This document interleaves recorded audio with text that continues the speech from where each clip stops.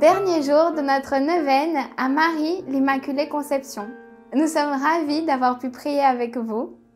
Aujourd'hui, nous prendrons comme thème Marie et l'évangélisation, alors que nous puissions, ce dernier jour de neuvaine, supplier cette grâce d'avoir un cœur rempli de l'amour de Dieu et de pouvoir le partager au monde entier. Au nom du Père, du Fils et du Saint-Esprit. Amen. Ô Mère de miséricorde, nous confions à ton cœur et à ton amour le peuple entier et l'Église de cette terre. Garde-nous de toute injustice, de toute division, de toute violence et de toute guerre. Garde-nous de la tentation et de l'esclavage du péché et du mal. Sois avec nous.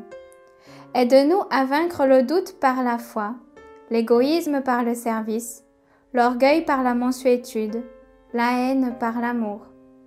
Aide-nous à vivre l'Évangile et la folie de la croix, afin de pouvoir ressusciter avec ton Fils à la vraie vie, avec le Père, dans l'unité de l'Esprit Saint. Ô Mère du Christ, sois notre réconfort et donne force à tous ceux qui souffrent, aux pauvres, à ceux qui sont seuls, aux malades, aux non-aimés, aux abandonnés. Donne la paix à notre terre divisée et à tous la lumière de l'espérance. Amen. Dans cette neuvaine à la Vierge Marie, aujourd'hui nous voulons méditer sur la Vierge Marie et l'évangélisation. La Sainte Mère de Dieu a été évangélisée et d'une façon très profonde. On peut dire que c'est l'ange Gabriel qui a évangélisé la Vierge Marie par l'annonce qu'elle recevrait l'Esprit Saint, que l'Esprit Saint allait engendrer en elle Jésus-Christ. Elle a été évangélisée car chaque cellule du corps de Jésus a été formée en elle. Donc, de l'intérieur, elle a reçu l'Évangile, la bonne nouvelle. La Vierge Marie a été évangélisée parce que non seulement elle a reçu l'Évangile, la bonne nouvelle, Jésus-Christ en elle, mais elle s'est conformée à cet Évangile. Elle s'est conformée à Jésus. Chaque trait de la vie de Marie se confond avec Jésus. Tout ce que Marie a vécu est étroitement lié à la vie de Jésus. La Vierge Marie, elle a été évangélisée jeune. Si sa cousine Élisabeth, elle a enfanté lors de sa vieillesse, la Vierge Marie, elle a enfanté lors de sa jeunesse. Et c'est avec cette ardeur jeune, avec cette fraîcheur, avec cette puissance, avec cette force, avec cette énergie que tous les jeunes, nous en avons, la Vierge Marie est partie pour évangéliser avec empressement. Vous voyez, la Vierge Marie, elle a hâte d'annoncer la bonne nouvelle. Elle ne garde pas pour elle cette bonne nouvelle, l'Évangile, mais l'évangélisation. Tout de suite, la première chose, c'est d'aller évangéliser, rendre service. Marie part rendre service à sa cousine Élisabeth. L'évangélisation, ce n'est pas seulement l'enseignement, la prédication ou prier pour quelqu'un, sur quelqu'un. L'évangélisation, c'est tout le travail que nous faisons au service de l'Église. Ça peut être dans une paroisse, dans une communauté nouvelle, dans ton groupe de prière.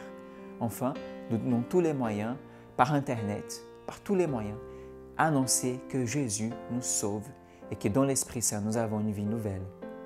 La Vierge Marie, dans l'ardeur jeune, nous envoie, elle aussi, annoncer la bonne nouvelle. Elle est aussi, pour nous, celle qui a été visitée par l'Esprit Saint.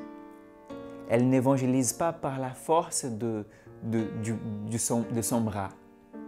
Non, la Vierge Marie a d'abord été visitée. Et j'ose dire que Pentecôte s'est fait pour la Vierge Marie lors de l'Annonciation.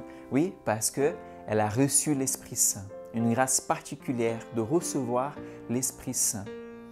Et l'Esprit Saint ne l'a pas quittée. Ce n'est pas juste au moment de l'incarnation, mais l'Esprit Saint est resté sur elle. La Vierge Marie, elle nous aide aussi à évangéliser dans la puissance de l'Esprit Saint et à l'aide des charismes de l'Esprit. Dans la puissance de l'Esprit parce que par nos propres moyens, nous ne pouvons pas évangéliser. Et ce serait du prosélytisme, essayer de convaincre quelqu'un. Mais si l'Esprit Saint est avec nous et s'il nous guide et s'il nous conduit, c'est Dieu qui parle par nos bouches. avec l'aide des charismes, parce que nous avons besoin de l'aide de l'Esprit Saint pour toucher le cœur de personnes, parce que sinon, ce serait des paroles vaines, répéter des choses qu'on nous a dit. L'Esprit Saint donne la fécondité, il nous donne le mot qui va toucher, la démarche qui va toucher, le geste qui va toucher. Des fois, c'est lors d'une prière et conseil, l'Esprit Saint nous donne la parole qui va toucher la personne. Lorsqu'on prie, l'Esprit Saint nous donne une émotion, quelque chose qui parle au cœur de cette personne. Nous sommes invités à évangéliser dans la puissance de l'Esprit et à l'aide des charismes de l'Esprit Saint. La Vierge Marie a engendré le Fils de Dieu et elle continue d'engendrer des fils pour Dieu. Voilà cette mission d'évangélisation de la Vierge Marie que nous partageons, engendrer des fils pour Dieu.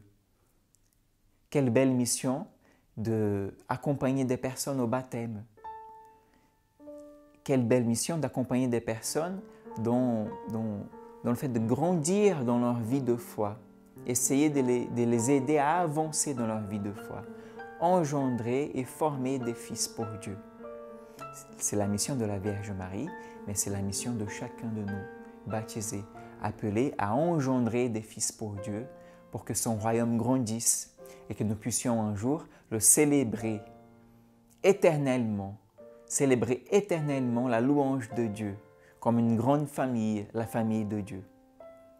Par la grâce de Dieu, dans l'Esprit Saint, avec l'aide et l'intercession de la Vierge Marie, nous voulons évangéliser toujours et partout, annoncer que Jésus est Sauveur et qu'en lui nous pouvons avoir une vie nouvelle. Que Dieu nous bénisse. Shalom.